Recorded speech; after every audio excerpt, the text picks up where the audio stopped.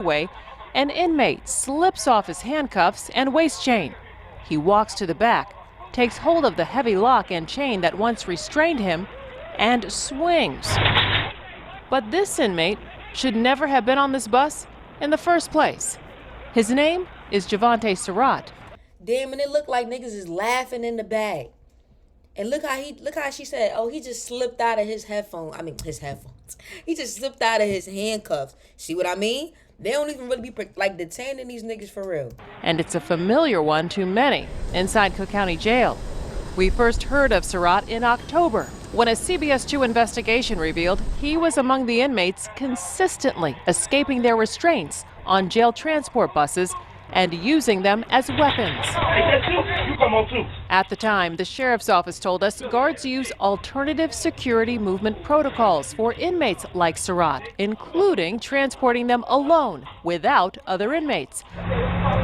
Damn, nah, this is OD. Now imagine you just in there for smacking your, I don't know, your bitch or some shit. I don't know, something. Shout out to my lads.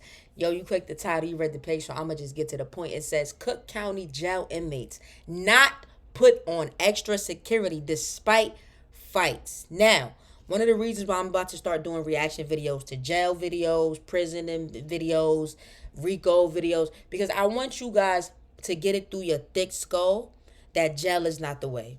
Jail is not the way. Now, I know a lot of these rappers that make you think it is talking about some, oh, yeah, I done did 10 years, came back, did another 2 years, don't nothing faze me.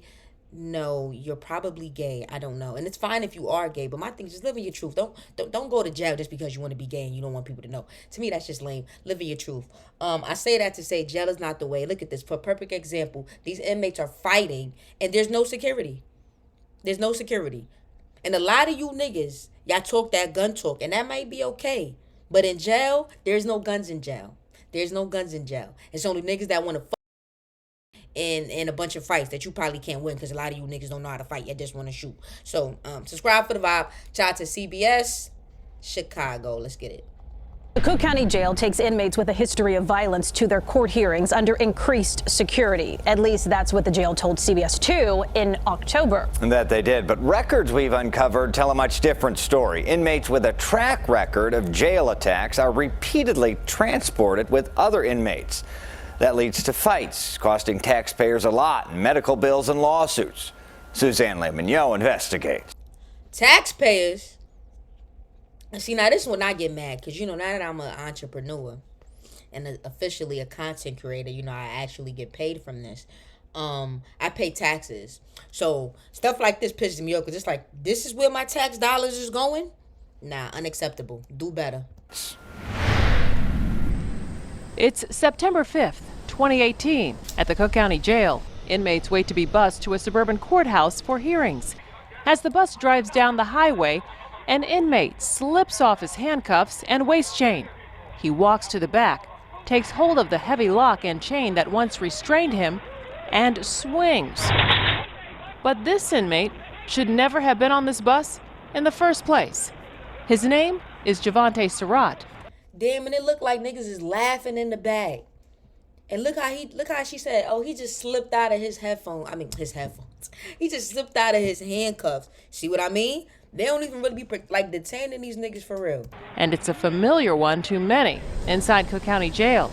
We first heard of Surratt in October when a CBS 2 investigation revealed he was among the inmates consistently escaping their restraints on jail transport buses and using them as weapons. At the time, the sheriff's office told us guards use alternative security movement protocols for inmates like Surratt, including transporting them alone without other inmates. Damn, nah, this is OD. Now imagine you just in there for smacking your, I don't know, your bitch or some shit. I don't know, something stupid like that got you in some shit with some real life killers. You understand what I'm saying? You gotta make better choices. You end up like this. But we've since discovered some inmates with histories of violence are never classified as high-risk movements, a designation that would require those alternative protocols. Javante Surratt started getting into fights just a month after being locked up on a burglary charge. We obtained this surveillance video of one of his first incidents in May. Oh, nah, that's crazy, yo. This is a perfect example of what I'm talking about. Of 2017. He's taking part in an attack on an unsuspecting inmate. A month later, throwing urine on a... Ew, and I heard they really do that in jail. No funny, like I was watching this documentary, bro, and I heard this dude said he took a dump and he got a bag. He put the dump and he he pissed and did a whole bunch of other stuff. I can't say because then and then he threw it on the guy. Ew, could you imagine? Nah, I would have had to go to jail for murder at that point. Like I'm already in jail, but now I gotta go to jail twice. Nah, that's mad nasty, bro. Yo, lads, what you doing? Somebody do that to you, bro? Come on, it's certain shit you just gotta crash out. I'm sorry, I say don't crash out, but that, nah, I gotta crash out at that point. Fellow prisoner. The following month, 3 more attacks. In one case, guards scramble after he knocks his victim unconscious. Then a year into his time at Cook County Jail, guards put Surratt on a bus with as many as 50 other inmates. He escaped his handcuffs and threatened to use them as a weapon. Surratt went on to escape his restraints 3 more times, yet the jail decided time and time again he was not dangerous enough to be classified as a high-risk movement. And he isn't the only one. CBS 2. Yo, this nigga just walking around headbutting niggas. Yo, this nigga just headbutting niggas. What the fuck? He like, all right, bet I don't got my arms back. What? Could you imagine you about to fight a nigga? Like, nah, that's OD. Analyzed 5 years of jail data. We identified at least 18 inmates who were involved in multiple fights in the jail, but still taken back and forth to court appearances surrounded by other inmates. Every one of those trips ended in violence. In one case, an inmate who'd been in 17 previous fights ended up on a crowded bus. That time, he put a fellow inmate in the ER. Kimani Cage was attacked by one of those inmates on a bus back from court last August. And that was the first time I ever got, jumped on like that, and couldn't even do nothing. You bust my head open, all type of stuff for the lock. Tell me the extent of your injuries. Lip busted, gash. He said, I ain't never got my ass whipped like that. Like, I done got my ass whipped a few times, but like that, hell no. Scars on my hands from trying to break out the handcuffs to defend myself. And it's taxpayers who foot the bill for those wounds. Last year, the Cook County Jail spent nearly $90 million on medical care for inmates. $90 million? $90 million? Because these inmates are fighting and you niggas can't get it together? This what Trump be talking about, no funny. Because come on. $90 million, y'all could fix up public schools. $90 million, y'all could teach more than slavery. Because I feel like that's all I fucking learned in public school. And I graduated, high school diploma, Regents diploma to be specific. So $90 million, $90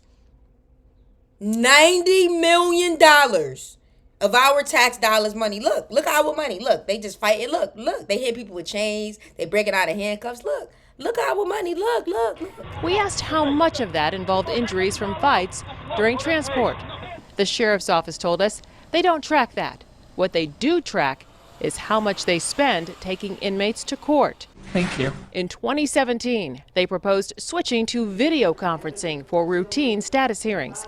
They argued that would save Cook County taxpayers more than $2.5 million every year. The manpower is unbelievable for that short 20-second court appearance. Former prosecutor and CBS 2 legal analyst Irv Miller says Cook County used to use video conferencing for bond hearings. There was no problem with it. I had many cases where that was done, and the inmate was able to see the judge was able to see the inmate. In fact, video conferencing is common practice for bond hearings in Lake, DuPage, and Kane counties. So what happened to the proposal to do the same thing in Cook County? It is unconstitutional and a violation of the 6th Amendment. That's Cook County Public Defender Amy Campanelli arguing against the idea at a 2017 budget meeting. The victim could be in court in the seats. The police could be in court. The victim's family. Perhaps the client's family is there, but no client is standing before the judge. The client is on a screen. The most important thing is, So what? Wasting my damn tax money. I mean, the client wants to be in court. The client has a right to be in court every court date. There's no court date that is not important for a client. That budget meeting where Campanelli spoke is one of 3 times the sheriff's office has documented requests to switch to video conferencing. The practice was stopped in Cook County in 2008. So you say video conferencing, that's really not the issue. The issue is security? Exactly. Security on the bus. Campanelli's message to the sheriff? Fix the restraints. Get better restraints. Get better training for the sheriffs. I'm not here to tell the sheriff how to do his job. But why is he pointing the finger at the court system when he... well, I mean, they all to blame if you ask me. The sheriff, because come on, you got people just coming out of their handcuffs about 3 times. That's ridiculous. And then on top of that, I agree. That's mad manpower to get these niggas to court. No, fuck that. No. What y'all think? His only job is to transport the clients. Ultimately, it's up to the chief judge in Cook County if video conferencing will take place. And like Campanelli, his office told us the solution to inmates escaping their restraints is improved security. At the same time, his office did say they expect video hearings to be discussed in the near future. Meantime, the Cook County Jail retrained officers on the proper use of restraints after our first. They need to retrain them and stop being pussy and letting these fucking folks just fight. Y'all subscribe for the vibe. I'm out.